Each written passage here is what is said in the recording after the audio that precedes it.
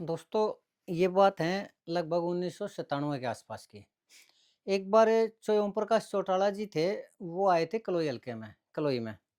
और जब वो आए थे तो उन्होंने एक बात कही थी स्टेज पे कि मैं 89 हलकों से काम चला लूँगा, मेरे लिए कलोई है एक डेड हलका है, मुझे कलोई की ज़रूरत नहीं है। और ये दोस्तों मैंने सुनी थी ये बात। तो मैं तब से लेके ना यार कई सालों तक ये सोचता रहा कि कोई भी आदमी जो मुख्यमंत्री बनना चाह रहा है, तो उसके लिए एक-एक हलके का, एक-एक सीट का बहुत ज़्यादा महत्व होता है, वो इम्पोर्टेंस होती है एक-एक सीट की।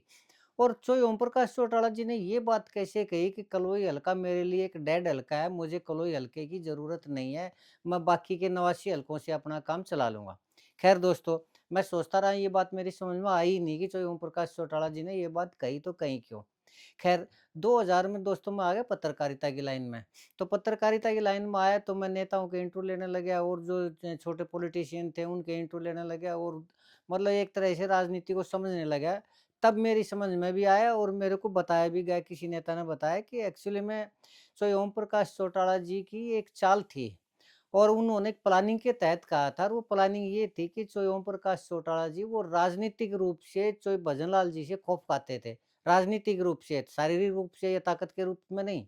और वो क्यों? क्योंकि जो भजनलाल जी थे वो राजनीति के पीएचडी थे और ये नहीं पता कब क्या वो कर दे, किस सरकारों को तोड़ दे, किस एमएलए को तोड़ दे, किस का कहाँ पर क्या वो गड़बड़ कर दे, मतलब ये उनके रूप में जग जाहिर था कि जो ये भजनलाल जी ऐसा कर सकते थे।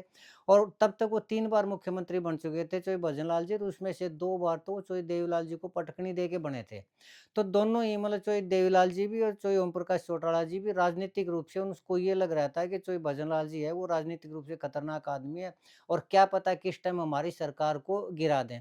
तो उसी टाइम जो ये भूपेंद्र सिंह हुड्डा भी राजनीति में संघर्ष करने लग रहे थे और उन्होंने एक तो ये नारा दिया था कि रोहतक की चौधर लेके आएँगे और दूसरा उनका मुख्य राजनीति का जो वो था वो कार्यशैली थी, वो जो भजनलाल जी का विरोध करना था। क्यों? क्योंकि जब तक भजनलाल जी का वो विरोध नहीं करेंगे या भजनलाल जी को नहीं हरा लेते तब तक उनकी हरियाणा के अंदर और विशेष रूप से कांग्रेस पार्टी में दाल नहीं गलने वाली थी।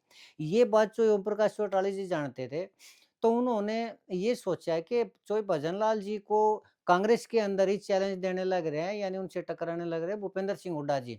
अगर भूपेंद्र सिंह हुड्डा जी को थोड़ा सपोर्ट कर दिया जाए, यानी उनके हल्के में उनको कम से कम इतना तो बनाया जाए कि वो एमएलए बन सकें और थोड़ा-सा उनका कद हो, तो वो भजनलाल जी से अपने आप टकरा लेंगे और दोनों एक ही पार्टी के अंदर हैं, तो दोनों आपस में लड़ेंगे, तो दोनों की ताकत खत्म हो जाएगी। उधर